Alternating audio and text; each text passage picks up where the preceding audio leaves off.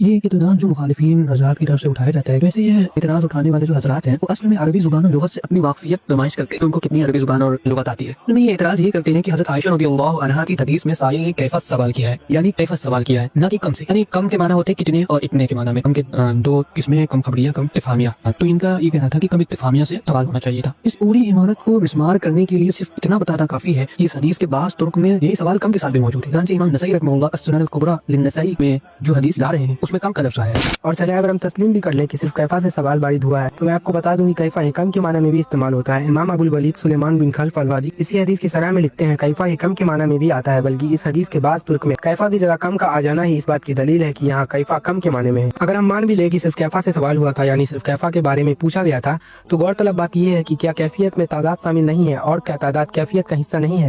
علامہ محمود خطاب السبکی اس حدیث کی تشریح میں کیفا کے بارے میں فرماتے ہیں کہ کیفیت کے لوازم میں سے ہے کہ تعداد بیان کی جائے۔ اب آخری بات پر آتے ہیں، کیفا اور کم کی بحث کو ایک طرف رکھیں، بلکہ یہ اعتراض کرنے والے سوال سے آنکھیں بند کریں، اپنی آنکھیں بند کر صرف جواب پر غور کریں کہ اس میں ذکر کیا ہوا ہے۔ یا مخالفین حضرات صرف سوال ہی پر غور کر لیں اور جواب کو بالکل پسے پشت ڈال دیں۔ دیکھیں جواب میں حضرت عائشہ تعداد رکعات کا ذکر کر رہی ہیں، یعنی کتنی رکعات پڑھتے تھے۔ اعتراض اٹھانے سے پہلے یہ بھی نہیں غور کرتے کہ ہم بول کیا ہیں یہاں کے۔